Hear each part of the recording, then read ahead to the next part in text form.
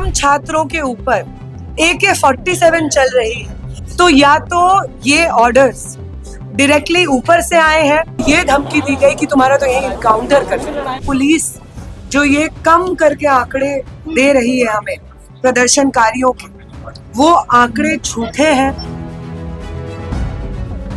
फिलहाल यही बात हुई है कि वो छात्र आंदोलन जिसका ये हासिल रहा कि उसने देश के अनअकाउंटेबल भ्रष्ट शिक्षा मंत्री को अपने पद से हटा दिया, वो आंदोलन अधूरा है अगर उस आंदोलन का जो दूसरा हासिल था कि जो तमाम प्रदर्शनकारी देश भर में अलग अलग जगहों पे पेपर लीक के खिलाफ प्रदर्शन कर रहे थे, अगर वो इसी तरीके से बिहार में, बंगाल में, जेलों में जबरन बंद कर दिए जाएंगे तो ये आंदोलन अधूरा रहेगा।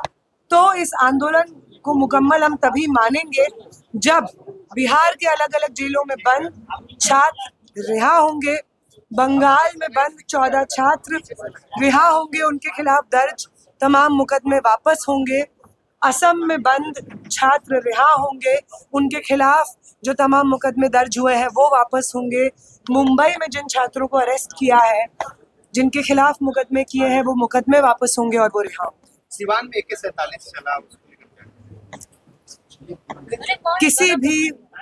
किसी भी जगह पे इस तरीके की व्यवस्था हो कि आम छात्रों के ऊपर AK-47 चल रही है, जिसके बाद छात्र इस तरह घायल है कि अभी भी हम आज जाएंगे उनसे अस्पताल में मिलने के लिए, तो या तो ये ऑर्डर्स डायरेक्टली ऊपर से आए हैं कि आप अपने मनमाने ढंग से जो फायरिंग करनी है आम छात्रों पे, चाहे उनकी जान क्यों ना चली जाए, आप वो फायरिंग करिए, या तो ये ऑर्डर्स ऊपर से आए हैं। अगर ये ऑर्डर्स ऊपर से आए हैं तो ये इंक्वायरी जो होगी वो नीचे लेवल के अधिकारियों पे नहीं होनी होगी, ऊपरी लेवल के अधिकारियों पे होनी होगी और उनको बर्खास्त करना होगा।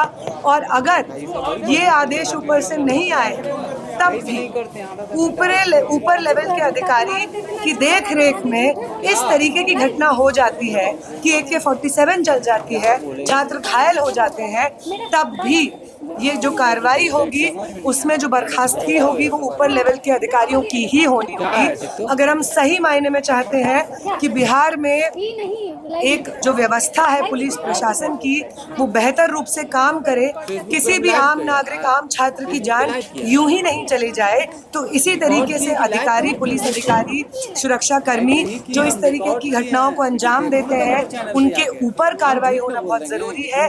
उनके ऊपरी लेवल पे जो अधिकारी हैं उनके ऊपर कार्रवाई।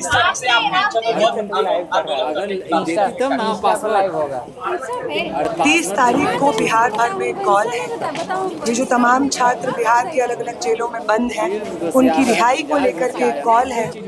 एक लंबे समय से बिहार में जो आंदोलन चल रहे हैं, चाहे वो फीस वृद्धि के खिलाफ हो, ये 7.5 CGPA के खिलाफ हो, या पेपर लीक जो भारी लेवल पे या मिसमैनेजमेंट हम लोग देखते हैं सरकारी नौकरी की भर्तियों में होता है, इन तमाम इश्यूज को लेकर के 30 जुलाई को एक कॉल है और उसके बाद बिहार भर में प्रदर्शन इस तरीके से ही जारी रहेंगे अगर प्रदर्शनकारियों को ध्यान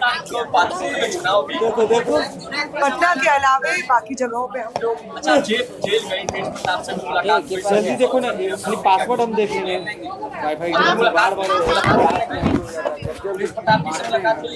बिल्कुल हम लोग बेऊर जेल में गए थे। हमारी मुलाकात पालीगंज के MLA कॉमरेड संदीप सौरभ, आयसा के सचिव, अध्यक्ष, राज्य सचिव और अध्यक्ष कॉमरेड धनंजय और कॉमरेड दीपांकर, पटना यूनिवर्सिटी के छात्र नेता और आयसा के PU की सचिव कॉमरेड सबा और कॉमरेड दिव्यम से भी मुलाकात हुई। वहीं पे तेज प्रताप जी से भी मुलाकात हुई और पटना यूनिवर्सिटी के छात्र नेता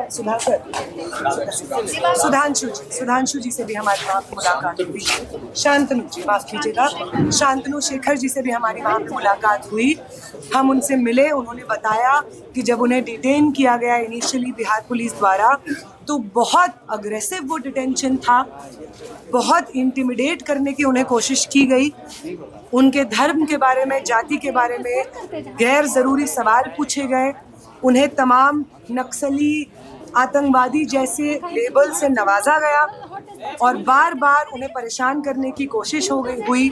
सभा ने तो ये तक बोला कि उनको ये धमकी दी गई कि तुम्हारा तो यही इनकाउंटर कर देंगे। इस तरीके की बातें प्रदर्शनकारियों को बोली गई हैं जो हमें पता चली।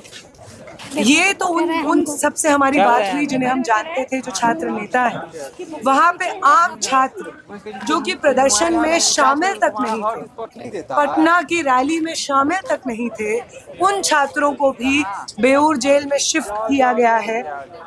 न जाने उनके साथ किस तरीके का इंटिमिडेशन हुआ होगा। हम एक बहुत बड़े पूल ऑफ लॉयर्स के साथ में कांटेक्ट में हैं। वो अलग अलग छात्रों को रिप्रेजेंट कर रहे हैं लीगल रूप से। हमारी उनसे भी मुलाकात हुई। बेऊर जेल के अधिकारियों से हमारी मुलाकात हुई। उन्होंने बहुत अच्छे से वो हमसे मिले। उन्होंने हमें आश्वासन दिया कि जितने भी प्रदर्शनकारी जेल में बंद हैं उनको जो तमाम लीगल मदद प्रोवाइड करनी हुई, या जो अरेस्टेड वहाँ पे लोग हैं उनके मूलभूत अधिकारों के अनुसार उनको सहायता प्रोवाइड करनी हुई, उनमें जो जेल के अधिकारी हैं, बेऊर जेल के अधिकारी हैं, वो हमारी पूरी सहायता करेंगे। ये आश्वासन उन्होंने हमें दिया।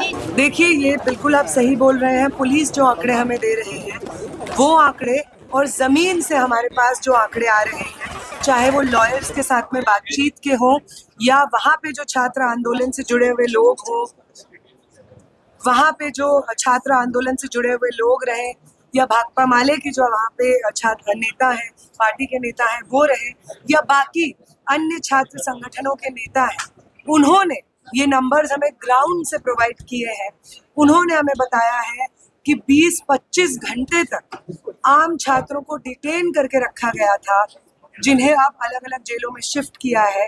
तो ये पहली बात, तो पुलिस जो ये कम करके आंकड़े दे रही है हमें प्रदर्शनकारियों के, वो आंकड़े झूठे हैं। आम जनता को, जो प्रदर्शनकारी हैं, उनके माँ बाप को, उनके परिवारजनों को ये जानने का अधिकार है कि उनके परिवार के सदस्य कौन सी जेलों में बंद है, क्या धाराएं उन पे लगाई जा रही हैं, क्यों बंद है। ये तमाम अधिकार प्रदर्शनकारियों के माँ बाप को जानने का अधिकार है।